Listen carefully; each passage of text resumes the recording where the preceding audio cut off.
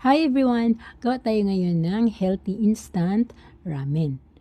So, lagyan natin ng mga gulay or ibang sangkap para maging healthy.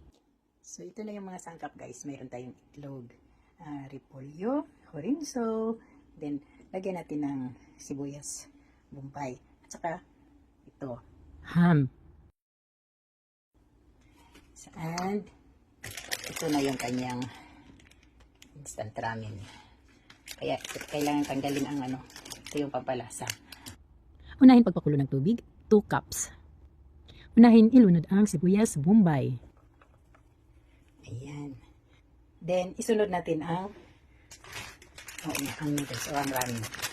Pwedeng ikat mo yung niya, pwede rin hindi. Mga Japanese hindi.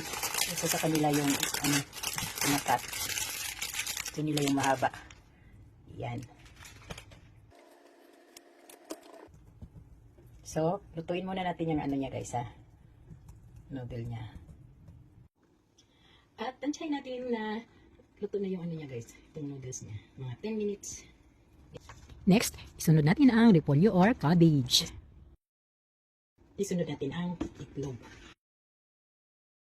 And then, isunod na natin ang horinso guys. At isunod natin ang pampalasa. Then lastly, ang ham.